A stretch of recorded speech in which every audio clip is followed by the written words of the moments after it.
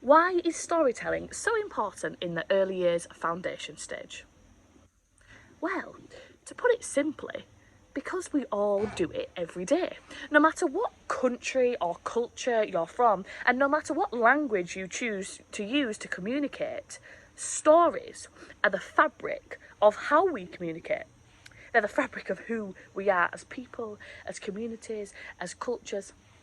First of all, it's really important that children below the age of 5 have a love of reading. And that's because it's been proven through research that children that do have a love of reading are more likely to go on to be lifelong learners. After all, books hold the answers to many, many things. When children enjoy books and enjoy stories, they enjoy exploring new worlds and finding out new things. Books open up the world to new adventures, new possibilities, and new language. And this is another reason why storytelling is so important in the early years. Through reading and telling stories, we are modelling our own language. We are modelling the way in which we communicate. The children listen to those refrains, they listen to those rhythms, and they listen to new language.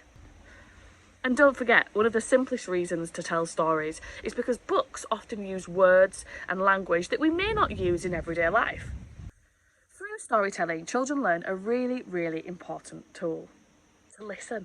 Now, it may sound really, really simple, and you can do this through communication every day, but stories really teach children how to be an audience.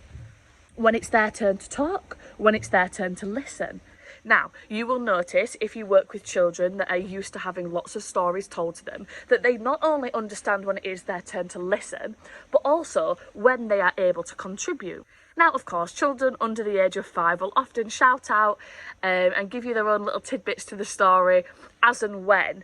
But the more you tell stories to them, particularly preschool age children, they will begin to learn that the pauses and questions and certain looks from the storyteller invite them to contribute to the story. And this is a really, really important skill to have as part of basic communication and conversation.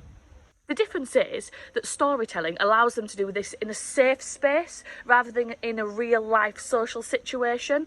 It's a little bit like a role play of sorts. That being said, the person telling the story has to understand their role within this as well.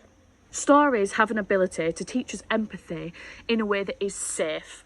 And what I mean by this is that we don't want children to be in unsafe and precarious situations that will leave them feeling vulnerable, but stories allow them to experience situations through other people. So, as we all know, the traditional tales are usually trying to warn the children about something.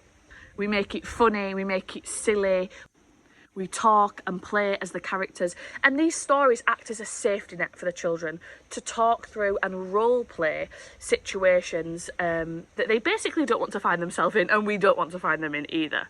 I could go on and on and on and talk about why storytelling is so important in the early years foundation stage, but I'll wrap it up like this. To be a good storyteller means to be a good communicator, to be a good listener, to be an empath. So, in order to build good storytellers, we have to start by telling them stories.